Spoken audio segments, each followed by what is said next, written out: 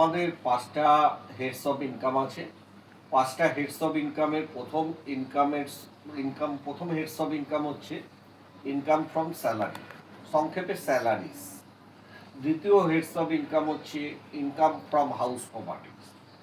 তৃতীয় হচ্ছে profits and gains of business or profession. চতুর্থ হেড হচ্ছে ক্যাপিটাল গেইনস। এই 4টে হেডকে বলা হয় স্পেসিফিক হেড, কারণ এই হেডগুলোতে যে ইনকামগুলো হয় সেই ইনকামগুলো স্পেসিফিক ইনকাম। যদি কোনো ইনকামকে আমরা অন্য কোনো হেডে না দিতে পারি, তখন আমরা ইনকাম ফ্রম আদার সোর্সেস বলে আরেকটা হেড, নন স্পেসিফিক হেড তৈরি করেছি, তার মধ্যে আমরা দেব। তাহলে প্রথমে চলে আসি ইনকাম ফ্রম স্যালারি। এটা কোথায় ট্যাক্সেবল হবে? স্যালারি জেডে ট্যাক্সেবল হবে। তাহলে এইখানে ইনকাম ফ্রম আদার সোর্সেসে আসবে না। তাহলে ইনকাম ফ্রম স্যালারি কোথায় ট্যাক্সেবল হবে? স্যালারি জেডে ট্যাক্সেবল হবে, এইখানে আদার সোর্সেসের হেডে আসবে না। Next, examiners remuneration from the university. University বা বিশ্ববিদ্যালয় থেকে পারিশ্রমিক পাওয়া গেছে কিসের? এক্সামিনারের রেমুনারেশন, এক্সামিনার্স হিসাবে, পরীক্ষক হিসাবে পারিশ্রমিক পাওয়া গেছে।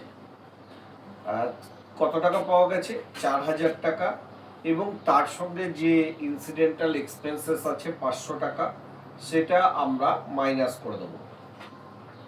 ডিভিডেন্ড ফ্রম ইন্ডিয়ান কোম্পানি, যে কোনো ডিভিডেন্ড এখন ট্যাক্সেবল। অনেক আগে ডিভিডেন্ড সেকশন 10 সাবসেকশন 34-এ ইন্ডিয়ান ডিভিডেন্ড যেটা ছিল সেটা এক্সেম্পট হয়ে যেত, কিন্তু সেটা এখন তুলে দিয়েছে। তো dividend receive from Indian company, এটা 5,000 টাকা ট্যাক্সেবল হবে। Dividend receive from UTI 64 bond, এটা 10 সাবসেকশন 35-এ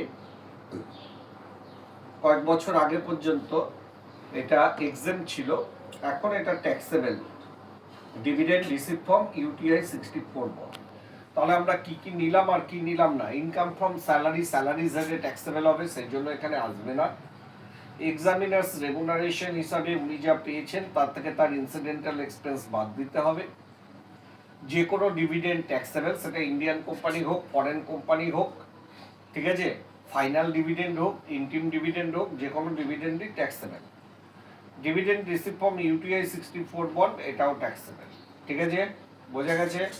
এবার অঙ্কটা একবার প্র্যাকটিস করুন।